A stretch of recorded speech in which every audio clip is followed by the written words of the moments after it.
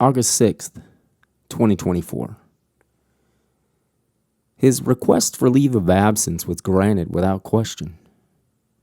It's been 48 hours since he stopped taking the risperidone. He feels clear, but anxious. The anxiousness wasn't what he had previously experienced in anxiety form. This anxiousness was like walking from the amusement park parking lot to the park, knowing he would be somehow forced to ride the rides he feared. Costello's anxiety was routinely an unexplained concern for something he couldn't quite put his finger on.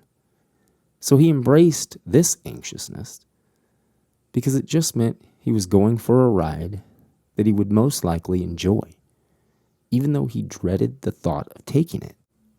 Costello poured his first pint of reposado.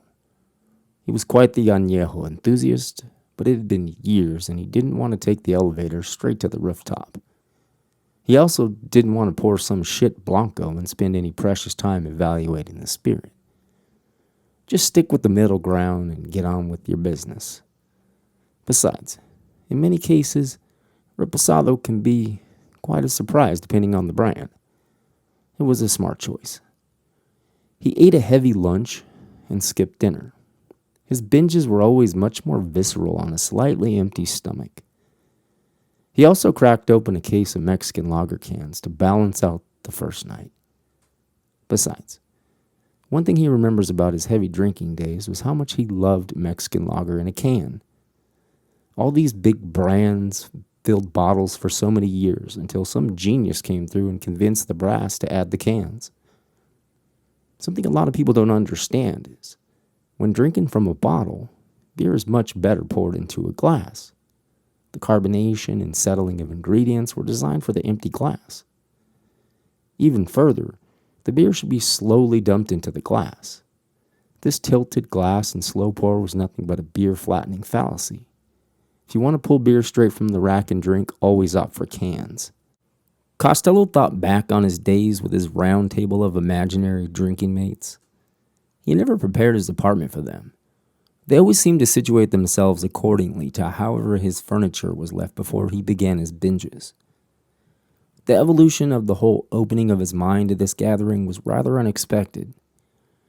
First, he began witnessing unexpected guests, clearly spectral in supernatural form or straight from his imagination, catching himself toasting grainy shadows as it became research driving him to seek more. Watching the videos of his actions after blacking out were his side dish with coffee every morning for a very long time. He truly thought he could learn more about himself by pushing the envelope and challenging these delusions.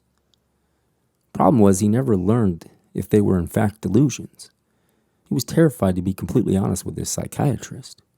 Although in doing so, he found the interactions very invigorating and character building. Plus, he saw how much from his memory had been pushed way in the back and these spectral visitors maintained the data. This is exactly why he's going to conjure them back and find out what happened that night in Seattle. He poured his second pint of reposado. One thing was for sure, he kept his high tolerance for alcohol, at least until he finished the third pint. This was when the alcohol hit the bloodstream, and the sun set without him noticing. The evening heat was settling in his apartment, and he hadn't bothered to lower the thermostat. As he oscillated his eyes around the apartment, he picked up his spirit and motivated himself to stay active. He rushed over to his junk drawer and searched for a red Sharpie. He found two and checked their functionality. They were good to go. He ripped out a sheet of aluminum foil. It was the first night, but he was feeling very euphoric and ready to write down any toasts that came to mind. He poured his fourth pint of tequila and opened a beer. He took a giant slug of the beer and inhaled a huge breath of air. Just as he felt like he was wrapped in a warm blanket with a soft inner lining and safe from all that terrified him, he had a rush of encouragement screaming to him that he was on the right track. He tilted his head back and grinned like he'd just hacked the World Bank. He closed his eyes and visualized a serene environment surfacing from deep inside his consciousness. His cell phone began ringing and he shoved that annoying buzzing and cackling off into a corner where he could ignore it as it continued on and on. He finally gave in to the intrusion.